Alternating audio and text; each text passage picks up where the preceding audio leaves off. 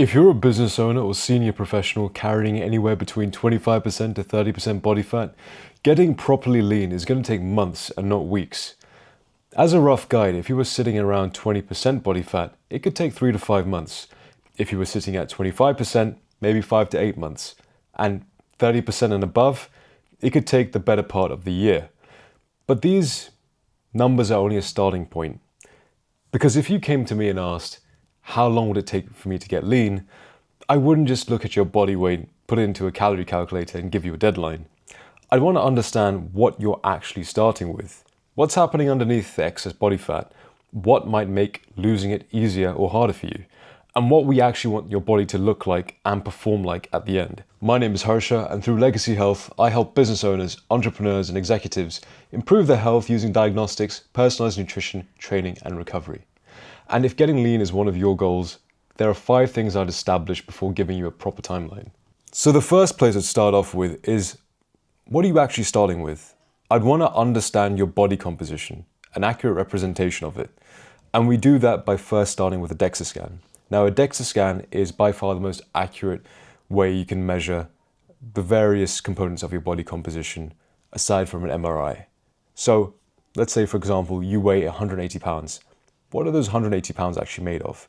How much of it is fat mass? How much of it is lean mass? How much fat are you carrying? Where are you carrying it?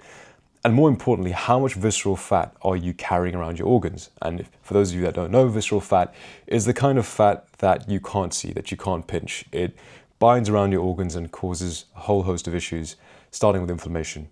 So 2 men can weigh exactly the same and have completely different body compositions. One might have substantially much more muscle mass and relatively little visceral fat, and the other might have much less muscle mass, but be carrying a lot of visceral fat around the abdomen, around the organs.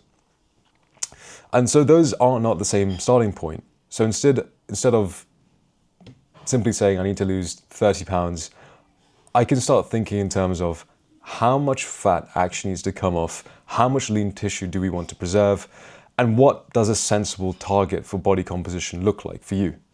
And for most of the men I work with, the goal is not getting stage lean. It's not about getting super shredded to be on stage and compete, but it's usually getting into a range where you look clearly lean and athletic. You can take your top off at the beach and look good, while still being able to maintain it alongside your work, your travel, your family obligations, and the rest of your life. But body composition is only one part of the starting point. Secondly, it's understanding, is that excess body fat affecting your health? If someone's carrying a significant amount of excess fat, particularly around the abdomen, I also want to know what's happening metabolically. So this is where blood work becomes important. We may look at things like your HbA1c, your fasting glucose, your lipid profile, and other relevant cardiometabolic markers. So I'm not going to look at someone who's overweight and simply assume they are pre-diabetic. That would be bad practice, but we can measure it. And that's because someone can come to me and it might be because they don't like the way they look. They may be carrying excess body fat and they're not too pleased with what they see in the mirror. But what might be more important for that person is that we're also seeing impaired glucose regulation or an unfavorable cardiovascular risk profile. So it's understanding what lies underneath. And that's another reason I want these measurements before we begin, because we need to have an established baseline. And at the end of the process, I don't want to just be able to say, great, you lost 20 pounds, but I want to see what actually changed. Did total fat mass come down? Did visceral fat come down? Did we preserve lean muscle mass? Did those markers that we were previously concerned about also improve? And that gives us a much better definition of success than the number on the bathroom scales. But even with your DEXA and blood work in front of me, I still don't have the full picture. Because knowing the state you're in doesn't necessarily explain why you ended up there in the first place. So the third thing is about why has that excess accumulated fat stayed there. At the most basic level, gaining body fat requires more energy coming in than you're expending over time, right? That is something most people can agree on, and there's no question or confusion there. But telling someone you overate, so just eat less, isn't particularly useful in any sort of way. Because we have to understand, more importantly, is Why has that imbalance been happening repeatedly? Maybe your food intake is much higher than you realize, but there can also be other things that are contributing to that situation, in that your daily movement might be extremely low because you spend the lion's share of the day 10 hours at your desk. Your training may be inconsistent, your sleep might be poor, and you might be even going through an intense period of stress where your food choices deteriorate and your activity drops. You may regularly travel as well and have no structure when it comes to eating when you stay in various other places. It could just even mean that your working pattern means that you're spending 5 days that are highly disciplined, and on the weekend, when that comes around, everything goes out the window. This is when we introduce wearables. Wearable data can be very important, it can be very useful for these things. And it's not so much to diagnose your health, but it can give you useful context. How much are you actually sleeping? How consistent is that sleep? How restorative is it? What happens to your resting heart rate and your heart rate variability during stressful periods? How much movement, how many steps are you getting daily? And does your movement collapse when life gets inevitably more demanding? And those patterns matter because they tell me something about how much capacity you actually have for the intervention we're about to create. So it's very much personalized to understand what's going on in your life and how can we best create a plan that supports it and doesn't take away more from it. Fourthly, what are we trying to build? And I think that's another distinction that gets missed out of the fat loss discussion. And when it comes to most fat loss advice, it's not simply getting a lower number on the scales. It's not simply a lower weight. If you take someone who's 185 pounds and you drop them to 170 pounds, but they lose a significant amount of muscle and their fitness remains poor because they maybe feel exhausted for how draining the workouts are, I don't think we've now achieved the best result possible. What I'm really trying to move are these three things.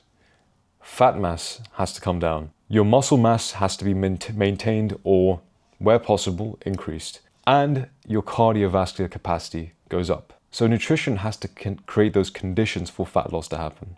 The resistance training you have also gives us the stimulus to preserve or build new muscle. And the cardiovascular training should improve your actual cardiovascular fitness, not simply used as a way of burning extra calories. And I don't want the cardio to be seen as a punishment for what you ate. I want you to come out of the process with a better cardiovascular system than the one that you started off with. That means getting lean is actually a body composition and a physical capacity project, if you look at it in those terms. And now that we know all of that, we can finally start putting a realistic timeline against it. So how long is it going to take? So let's take a simple example. Imagine a man who weighs around 200 pounds and around 25% body fat. Very roughly, that gives us around 50 pounds of fat mass and around 150 pounds of lean muscle mass. If our eventual goal is to sit somewhere around the low to mid-teens in body fat, while broadly preserving that lean muscle mass, we can estimate roughly how much body weight needs to come off. So we might be looking at something in the region of 25 to 30 pounds. And now we have something we could actually put up against a calendar. A sensible rate of fat loss is going to depend on the individual. Someone carrying more fat can generally tolerate a fast initial rate of fat loss. And as you get leaner, it becomes a bit more difficult. That rate usually needs to become a little bit more conservative. So if this person averages somewhere around 1 pound per week across the entire process of fat loss, losing around 25 pounds represents roughly 25 weeks of actual dieting. And if that average is slightly faster, it may be shorter. If you want to be more conservative, it may be longer. And this is why the rough ranges I gave you at the beginning are useful starting points, but they don't paint the whole picture. So if you're around 20% body fat, you may be looking at around roughly 3 to 5 months, but there is one thing that can change those numbers. And that's because 25 weeks of fat loss doesn't necessarily mean you're finished 25 weeks on the calendar from today. And that's because dieting time and calendar time are not the same thing. This matters particularly more so if you're someone that's building a business, running a demanding lifestyle, you have something that you're building towards. So taking into account for things like traveling throughout the month, holidays you might be taking with your family throughout the year, and periods when business becomes a lot more hectic, a lot more demanding from yourself, and you simply don't have the capacity to run at 100%. It could be through a period where you have several weeks of sleep and training being less predictable than usual. And in those cases, I'd rather account for those things when designing the program than build an imaginary plan that assumes none of those things are going to be happening. So for 6 months, the fat loss requirement might look more like 8 weeks of fat loss, a period of short maintenance that accounts for travel, maybe another 8 to 10 weeks of going back on the fat loss program, and you may include a period where work becomes extremely demanding, and then we deliberately stop pushing for that deficit to account for all the things that are happening. Then you may add another fat loss phase to finish. On paper, you may have only needed those 24 weeks of dieting, but in practicality, in real life, that entire transformation may take 7 or 8 months. And that doesn't necessarily make it a worse program, but sometimes deliberately taking your foot off the accelerator is exactly what allows you to execute the whole process successfully and sustainably. And the objective here is not to create the shortest possible transformation or the most rapid transformation, something that you can time box and put in a window. But it's something that is healthy, something that can sustain you through and your lifestyle, something that becomes habit forming, something that you can carry on throughout your life. So once you've reached that point that we're aiming for, I want to go back to the measurements we've established at the beginning. Let's look at your body composition again. What's happened? What's happened to that fat mass? What's happened to that visceral fat? What's happened to your muscle? Have we preserved it? Have we grown more muscle tissue? Has your waist come down? And again, are those blood markers that we were monitoring earlier, are they improving? And has that cardiovascular capacity also improved throughout the program? Do those trends, when it comes to your movement, when it comes to your sleep, when it comes to recovery, what do they look like as well? And that's the clear distinction that I advocate for everyone to look at when it comes to their own health. And the main takeaway here is that your metabolic health, your sleep, your recovery, your training load, your lifestyle, the amount of muscle mass and fitness you wish to preserve or build on, all individually influence how that program and how that process looks like overall. The objective here, again, isn't to get as light as possible on those scales in the quickest time possible, but it's to finish that process leaner, stronger, fitter, and with objective evidence that your health has improved as well.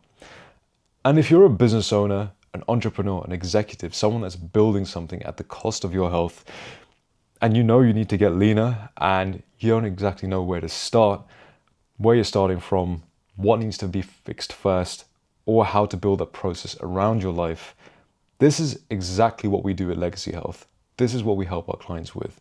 Those who are sacrificing their health at the cost of building what they're building, we help them figure out what it is that needs fixing first, how to go about it, and what to prioritize. So if you wish to work with me, links in the bio. Otherwise, I'll catch you in the next video.